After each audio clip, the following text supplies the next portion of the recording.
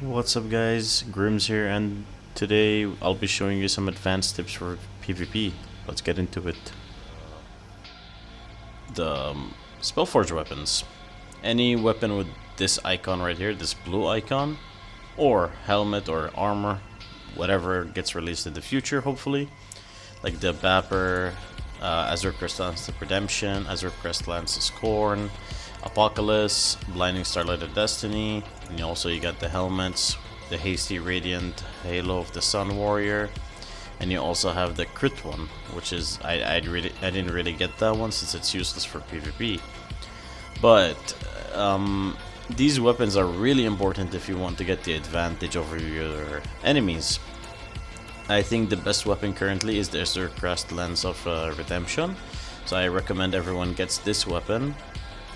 You can watch videos on YouTube on how to get it. I won't get into it, but I recommend getting a Spellforge weapon and getting to level 50 as soon as possible if you want to get advantage over other people in PvP.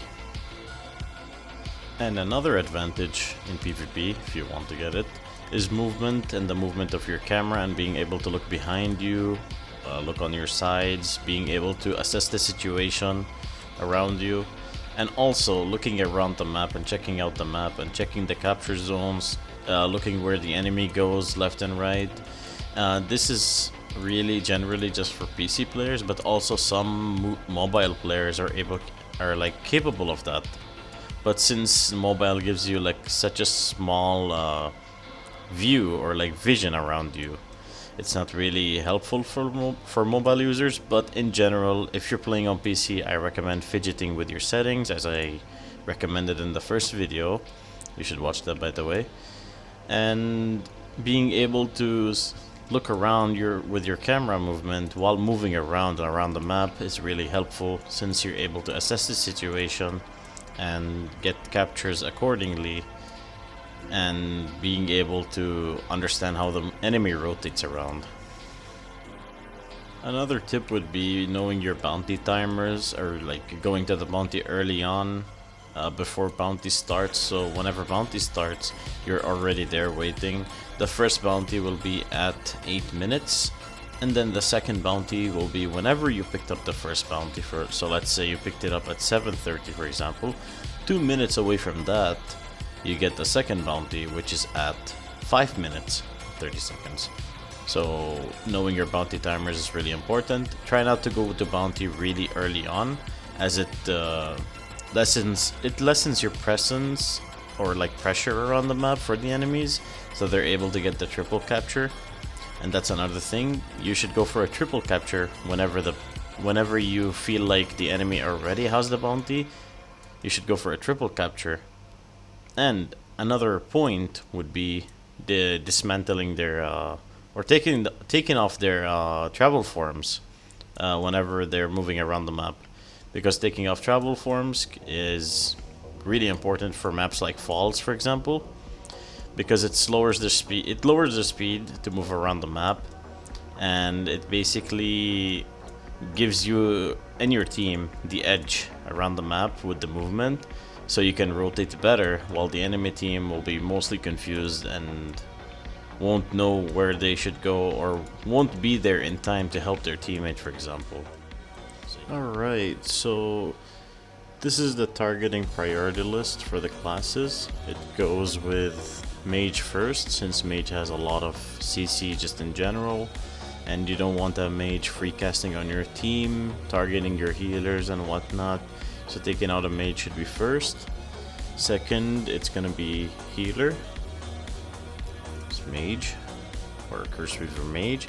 And then you're gonna go over to the Healer, since the Healer has a lot of healing just in general, and can buff a whole team with morale, which increases their damage, and you don't want that. And after the Healer, you're gonna go over to the Moglomancer or Piezomancer, any of them really, just because they can give protection buff to the whole team in general. They can heal the whole team pretty good. They can also give them crit, and they can also silence, so be careful of the Moglomancers. After the Moglomancer, we want to go over to Pirate or Doom Pirate, since just in general it does a lot of damage, and they can target your support classes, or let's say mages, from pretty far away, so better take out the pirate right after the Mongolomancer. After pirate, we'll go over to samurai. Samurai is a class that can stack up to 50, and once it stacks up to 50, it's just gonna destroy your whole team, so be careful with that. You should be killing the samurais pretty fast before they stack up to 50. After samurai, we're gonna go over to necromancer. Necromancer generally just does a lot of damage in general, but after the spellforges have been out, I don't think it does fairly that much damage, so it's not that high on the priority list, but I think still you should take it out pretty early on. After necromancer, we're gonna go over to ranger. Ranger just has a lot of AoE in general, and can also snare your whole team and keep them in one place, so better take out the ranger really fast. After ranger, we're gonna go over to oracle. Oracle has that huge AoE with that time vortex, which can slow your whole team and also deal a lot of damage to them in general, and can also keep a constant apply of armor break of 25%, so should be careful of that. After oracle, once we're done with the range classes, we're gonna go over to the melee classes. Mainly we're gonna go to berserker, and berserker, the reason is it just bursts a lot of damage, so better take that out really fast. After berserker, you got dragon slayer. Dragon slayer does a lot of armor break, has a lot of silence, and does bleed, so taking that out really fast is really important to kind of save your healer or your casters on your team. After dragon slayer, you got ninja or doom ninja. Ninja has been buffed recently to do AoE damage, so, and also there's the bug to where like they can also cast from pretty far away, but I think ninja does not do a lot of damage just in general, but it can, if given time, it actually can dismantle your whole team if necessary, and it has a lot going for its kit, like weaken, burn, etc. After ninja, we got rogue. Rogue does a lot of single target damage, especially with poison, which can be really annoying to certain classes. So after the ninja, we'll go for a rogue. After rogue, we'll go over to the paladin. The reason I put paladin really low on the priority list is because there are two types of paladin. There is the supporting paladin, and then there is also the paladin that just heals and shields themselves, the normal paladin. The reason I put the paladin really low on the list, because if there's a supporting paladin, they'll most likely run away from situations. They won't stick around too long, so I put paladin really low for that reason. You got guardian after that. Guardian just has a passive of 15% protection, so I wouldn't want to target that first. After guardian, you got warrior. Warrior has a lot of protection due to its whirlwind, which can get up to 20 stacks and can generally just tank a lot of hits, take 0 damage for most of them. And most warriors run block right after their protection stacks wear off, so I wouldn't want to target that, because they'll be tanky for a long duration and they won't take damage for most of it. And that's the target priority list. And so for feast, you need to capture B, and after capturing B, one guy jumps to C, and as you can see, one guy jumps to A if possible.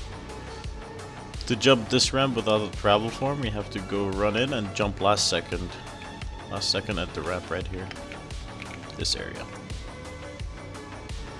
I can let me record the jumps as well. I don't need to make sound with them, but yeah. I got one here. I got one here. I got one here. What else? One over here. Like hang on this chair. If you pick up lobster, it actually resets your skills and your cross skill if it's in this. It's from the same class. There we go. The most efficient way to play in falls is by going one at C or A, and the rest of the 4 players at B. As you can see, most of their team went either sideways or A fully, and because of that they get punished, since we can either help the guy defend C or we can just jump on A and capture A. As for the guy that's climbing B, it doesn't really matter, since the guy has time to defend it if he has enough awareness around the map. That is, as you can see, double cap easily, just like that. And if you want to cross the bridge by using dash, you just wait until you're in the middle, cross dash, and that's it. It's really easy. You can either use dash or samurai NP, like this. Samurai NP is obviously much easier, but I prefer dash, so I don't have to switch my class. Also, don't forget to use the pots around the map to your advantage. These healing pots, they're like a recover. They're like a recover skill in PvP. This one, it's really useful. One here, one down here, and one over there, one over there. Thank you for watching the video. I hope you enjoyed it, and please subscribe or like the video if you want more. Comment down below if you have any questions regarding the tips from today, and I'll see you next time. Peace.